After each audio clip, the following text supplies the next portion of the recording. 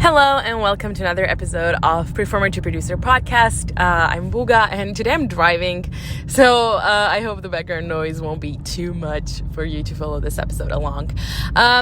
Today I want to talk about the way artists present themselves and sell their product or themselves or the shows that we create. And what makes us decide what kind of projects we're going to do.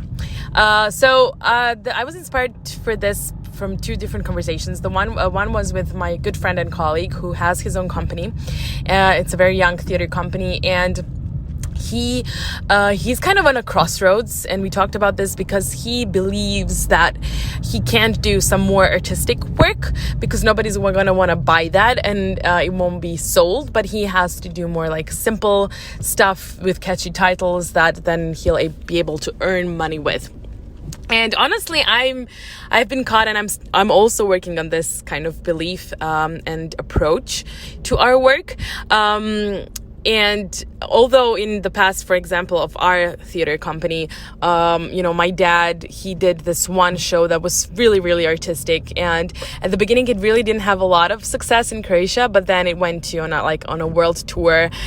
We performed at Sydney Opera House, and he directed that same show. It became like a franchise that he directed in like 4 or 5 different countries around the world and stuff. So it's not true, and I have proof that it's not true, but it is kind of a prevalent I think theory in the opera world and the performing arts in general, that if you do a catchy title, it will sell out more easily or easier and faster than if you do some kind of like unknown or new work. And I think, and then the other thing that inspired me for this was a conversation I had with a marketing coach, and I was talking to her about selling shows, and she asked me, what is it that you really sell? And I was like, I don't know, shows, experience. And she was like, yeah, you sell experience, but actually you sell emotions. And she was so blunt about it. I was like, what? When you can't say I sell emotions. And she was like, well, that's true. That's your end product. And when you think about it, it is true. At the end of the day, the people consume art to feel something, to be amused, to feel excited, to feel in awe of what the humans are, capable to do, to experience beauty, or to, experience catharsis, to feel their emotions. I always say that the darkness of the theater is the safest place in the world because you're allowed to feel all of your emotions without, being directly looked at or asked about them. And so it is true. No matter how harsh it may sound, we do sell emotions. But now the thing is, what I've noticed is nowadays a lot of theater companies and artists do use social media and are kind of getting better at it in marketing our work. But still, we are very much focused on ourselves, I have a feeling, in a way, and not so much focused on what our audiences will get if they, come to the theater. We are kind of focused on the visual part. If a show is very visually attractive, or we love to use the word magic and it will be magical, but we're not very concrete in the sense of what people will get and what it all involves, especially when you look at opera singers and drama, actors in comparison to, let's say, ballet performers. Because for ballet, even people who have never been to the ballet, they know what ballet feet look like. They know how hard ballet dancers work. And that is kind of a common knowledge.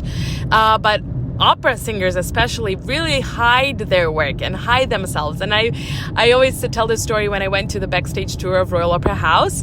There's the ballet floor, and there's this rehearsal room that is all in glass, and whoever walks by can see everything that's happening in this rehearsal room. And I thought, oh my God, no opera singer would ever rehearse in that kind of room. And we really hide just the fact of how much work goes into a performance, which immediately, hides from people just on a technical and very objective part of what it is that they will get and how much work goes into anything that they will experience on stage and pay for.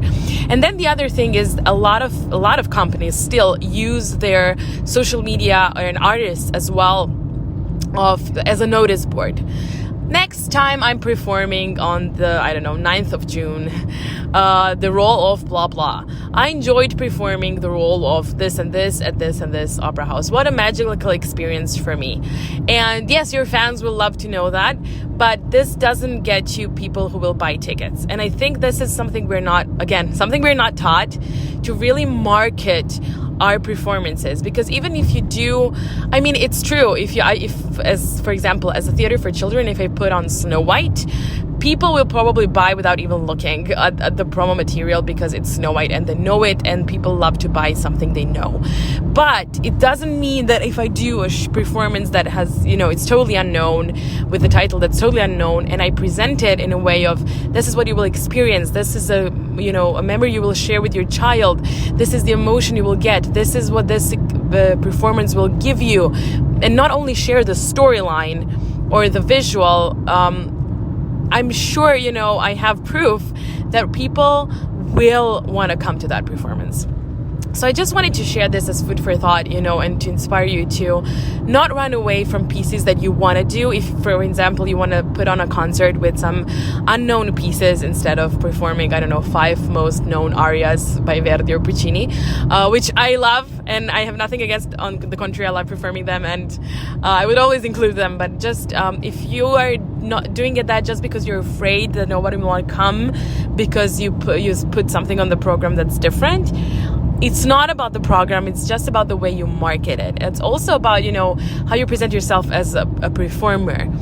If you want people come to your performances, they want to know more about what they will get instead of how you feel about that performance and how you feel about doing that performance or preparing that performance. If you don't relate it to them and what they will get out of all of that you did. I remember one contemporary dance performance I saw a commercial for, and I think, especially in Croatia, contemporary dance really has, I'm not gonna say a problem, but it's really underrated and really under visited, let's say, and they really, really perform a small number of performances. And I saw a commercial that said, we spent 6 months in a closed community exploring our bodies. And I, as an audience member, I thought, good for you. What does that mean for me? What am I gonna get from this performance if I pay the ticket? What will I experience from the fact that you spent 6 months of exploring your bodies? Of course, people are very interested in the backstage work and in the behind the scenes. And as I said, it's important to share how much work it goes into the experience that they will gonna get. But it has to be somehow related to them, to the audiences, and not only share, I enjoyed performing at this place, this and this role. Great. What does that mean for me as an audience member? That's why people pay the ticket, to be excited. And then that's why they pay for the known titles, because they know what to expect. It's not because they want to see the Snow White story again and again, but Snow White, they know what they will get, more or less. They know what to expect, at least. They know what kind of emotions, they know what the story is. And so it's easier to buy the ticket for something you know, although then, of course, when you have expectations as an audience member, that's another cup of tea, another part of the coin, and that's something else to talk about. But it's easier to give money for something you know what to expect. But if you present a new piece and you promote it as a new exciting piece by this and this person that talks about this and that, I'm not sure I'm going to want to buy it. If you tell me what I'm going to feel, how excited I'm going to be, besides how much work went into it, and not only the story that it tells, but what's underneath, what it's going to evoke in me as the audience member, what I'm gonna experience, what the experience involves, then I'm gonna be excited to buy the ticket, even though I don't know the title, even though I don't know the story. So that's, I think, one of, I'm not gonna say mistakes, but one of the weak points of a lot of theater companies, a lot of performers and performing arts industry, including me. That's something I definitely work on, is to really talk to our audiences and what is it that they are gonna get, and not so much focusing on what are we gonna get. Unless then, of course, you have to choose. If you're a performer, just performing and presenting yourself on social media as a brand, then of course you want to show to your fans what you do, and to other people who are in the industry how you prepare the role and how. But again, somebody's going to take, if you show your warm-up, somebody's going to say, okay, I'm going to try this warm-up exercise, or I'm going to try this method of preparing a role, or whatever. And of course people love to see behind the scenes, but we really have to move the focus on the audiences. And then I'm sure, because I have proof of this, that people will want to buy, and people will want to come and experience what you have to offer them, instead of just saying, come to this show because it's, I don't know, the story is interesting. Not good enough. So yeah, this was just a little quick food for thought. If you have any questions, or you want to comment or share your thoughts on this, I would love to know them. So leave a comment below, or send me a DM, or leave a comment on our social media. I'm going to leave all the handles in the description of this of this episode. Also, you can check in the show notes the link to more of the work I do and the work I do with my mom to inspire performers to create their own opportunities. This was actually a topic that we also cover in our course, From Performer to Producer. There is a whole module talking about this part of the job. So if you want to know more, it's all on the link in the show notes, in the description of this episode. So yeah, that's it for today. Thank you so much for tuning in. Share on your social media or with your friends if you want to, if this impacted you. And yeah, have a great day. And be courageous in sharing your art and what it is that you really offer to your audiences. Thanks for tuning in, and I'll hear from you soon. Bye.